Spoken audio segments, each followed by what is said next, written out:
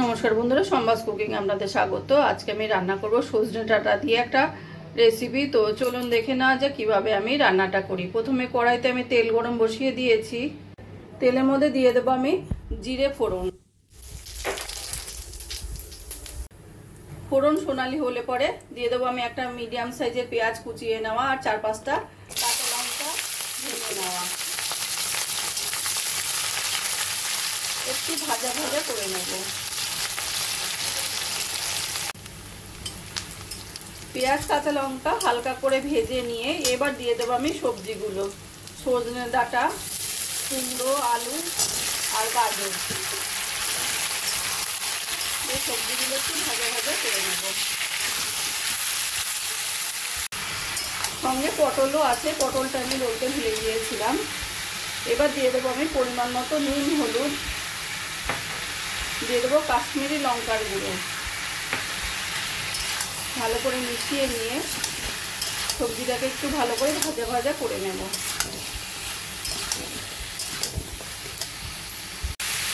সবজিগুলো ভাজা হতে হতে দিয়ে দেবো একটা মিডিয়াম সাইজের টমেটো ছোটো ছোটো করে কেটে নেওয়া।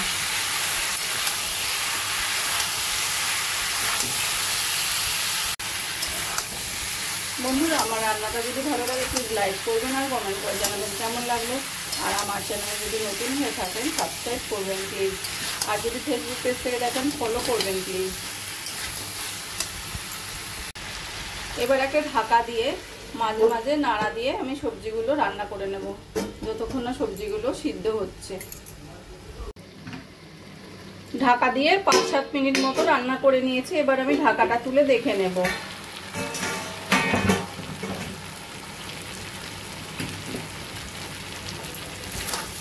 সবজিগুলো বেশ সুন্দর ভাজা ভাজা হয়ে গেছে আর আলু সবজিগুলো সুন্দর সিদ্ধও হয়ে গেছে। এবার দিয়ে দেবো আমি প্রেসার কুকারে অরহর ডাল সিদ্ধ করে রেখেছিলাম, সেই ডালটা দিয়ে দেব।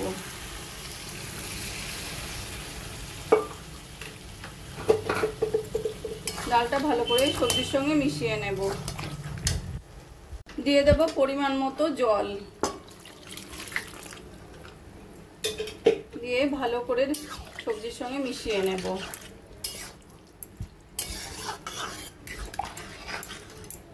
আর দিয়ে দেবো 1 চামচ সাম্বার মশলা। মশলাটাও ভালো করে মিশিয়ে নেব।